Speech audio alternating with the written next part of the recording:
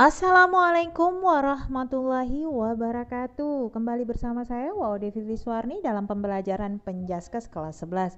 Kali ini kita akan membahas tentang aktivitas air. Dalam hal ini adalah renang. Baik, yang harus kita ketahui dari pembelajaran kita hari ini yang pertama kali adalah apa sih tujuan pembelajaran untuk materi hari ini, supaya kita jalan itu ada arahnya ya. Yang pertama, kita peserta didik setelah mengikuti proses belajar mengajar diharapkan dapat memahami hakikat dari renang, kemudian dapat memahami manfaat renang bagi tubuh. Yang ketiga adalah mengidentifikasi teknik gerakan renang, baik itu di renang gaya bebas, dada, punggung, kupu-kupu, dan pertolongan kecelakaan di air.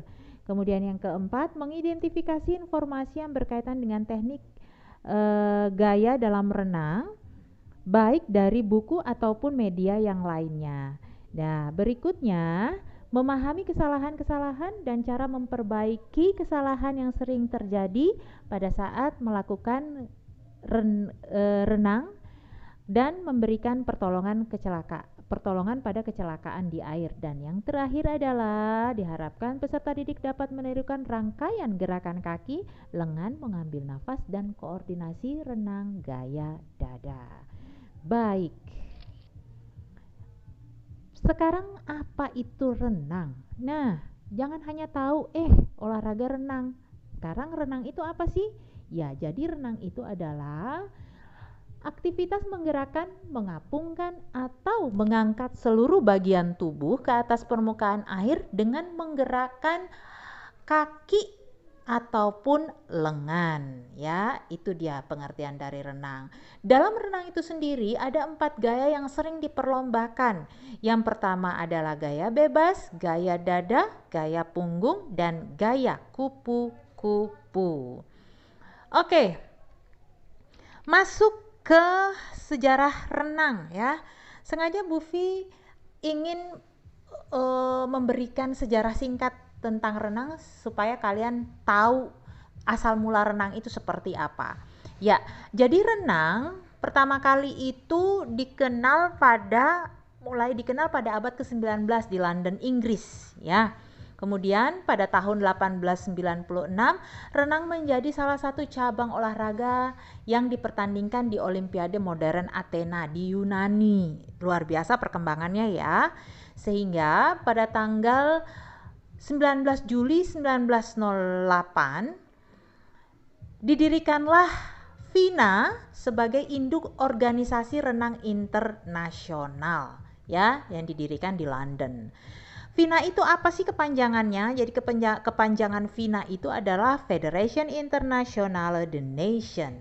Itu dia kepanjangannya. Kemudian bagaimana dengan perkembangan renang di Indonesia? Di Indonesia, renang itu populer pertama kali itu di kota Bandung. Karena pada saat itu didirikan kolam renang Cihampelas pada tahun 1904 ya. Nah, kemudian berkembang sangat pesat sekali sehingga pada tanggal 21 Maret 1951 di Jakarta didirikanlah induk organisasi renang Indonesia yang disebut dengan PRSI dengan kepanjangan Persatuan Renang Seluruh Indonesia. Iya. Nah, berikutnya adalah manfaat dari renang. Manfaat renang itu sangat banyak sekali. Sama dengan manfaat olahraga pada umumnya ya.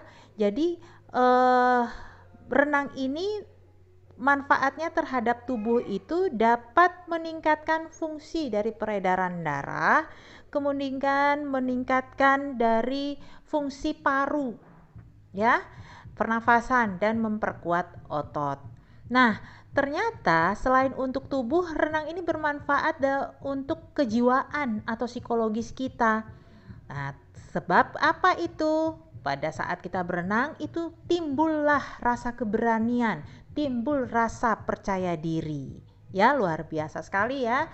Jadi, ayo anak-anak, Kita harus memasyarakatkan olahraga dan mengolahragakan masyarakat. Oke? Lanjut sekarang. Nah, renang dilakukan seyogyanya di dalam kolam renang. Nah, supaya kalian tahu seperti apa bentuk kolam renang yang sudah berstandar atau berskala nasional dan internasional, mempunyai ketentuan, baik itu panjang, lebar, kedalaman ya.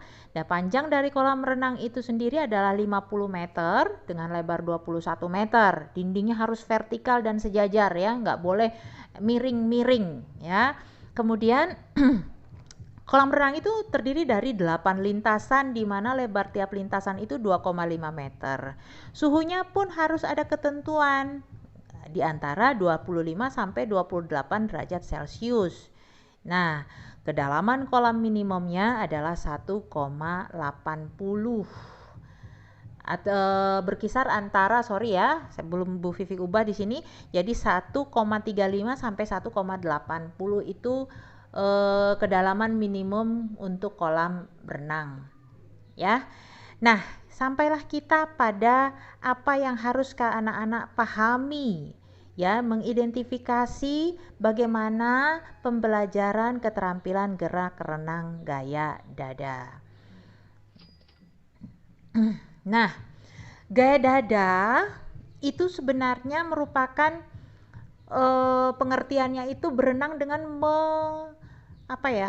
menghadapkan dada ke permukaan air. Jadi batang tubuh itu selalu dalam kondisi yang tetap ya, di bawah permukaan atau menghadap ke permukaan air. Kemudian kedua belah kaki menendang ke arah luar, sementara kedua belah tangan diluruskan ke depan. Ya. Berikutnya yang harus diperhatikan dalam renang gaya dada ini, yang pertama adalah posisi tubuh. Nah, posisi tubuh harus menghadap permukaan air, telungkup ya, mengapung. Kemudian yang kedua, kedua lengan diluruskan ke depan dengan telapak tangan dijulurkan ke depan. Kedua tungkai diluruskan ke belakang. Dan pertahankan posisi tubuh tetap seimbang atau rata dengan air, atau bahasa kerennya harus streamline ya. Berikutnya yang kedua adalah gerakan kaki. Nah, gerakan kakinya seperti apa? Pertama, luruskan tungkai dengan jari kaki rapat, kemudian itu seperti itu gambarnya ya. Kemudian yang kedua, tekuk lutut dan kaki, tekuk lutut ya, kemudian buka kaki dengan posisi tetap tertekuk. Jari-jari kaki ke arah luar ya. Kemudian yang ketiga, buka kaki selebar mungkin dengan mendorongan yang kuat. Kemudian yang keempat adalah rapatkan kembali kedua tungkai dan luruskan seperti semula. Kurang lebih seperti itu gambarnya ya. Jadi dari lurus, kemudian tekuk lutut, kemudian membuka ke samping, menendang ya atau mendorong dengan kuat, dan kemudian kembali lagi ditutup rapat seperti semula. Kalau dilihat-lihat, ini gerakan kakinya sama dengan seekor binatang deh ya. Apa itu? Iya, benar banget, guys. Seperti katak. Untuk itu, renang gaya dada biasanya juga dikenal dengan gaya katak karena mirip pada saat katak berenang. Kalau nggak percaya, coba lihat katak yang lagi berenang. Oke, sama deh. Kemudian yang ketiga adalah gerakan lengan. Nah, gerakan lengan belepotan deh. Gerakan lengan pertama itu kedua lengan harus lurus dan berada di atas kepala atau di samping telinga dengan jari-jari rapat.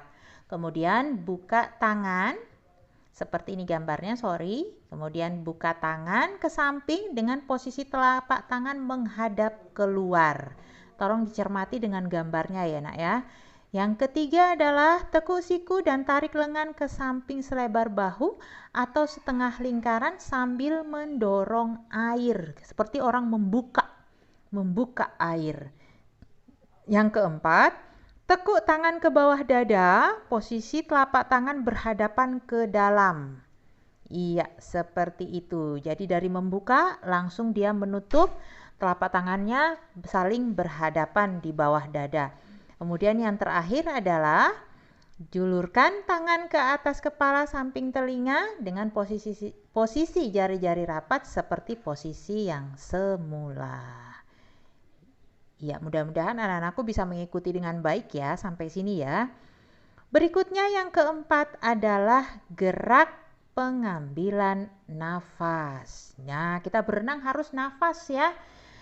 Nafasnya ada ketentuannya dan ada caranya. Seperti apa kalau dalam renang gaya dada? Yang pertama, pada saat tarikan tangan ke samping bersamaan dengan kepala diangkat ke permukaan air untuk mengambil nafas. Tuh, jadi pada saat tangan ditarik, maka kepala muncul di atas permukaan air, dilihat gambarnya ya nak ya, dan mengambil nafas menggunakan mulut. Setelah mengambil nafas, kemudian masuk kepala ke dalam air, pandangan mengarah ke dasar kolam, dan hembuskan udara melalui hidung dan sedikit dari mulut saat berada di dalam air. Ya, ini rentetannya ya. Semoga kalian bisa mengikutinya dengan baik. Setelah itu kembali pada posisi awal, di mana tangan, kaki dalam posisi lurus atau streamline tadi. Dan yang kelima adalah koordinasi gerak renang gaya dada. Koordinasinya seperti apa? Ya, mulai dari gerak kakinya, tangan, dan cara pengambilan nafas itu menjadi satu kesatuan yang utuh dalam renang gaya dada.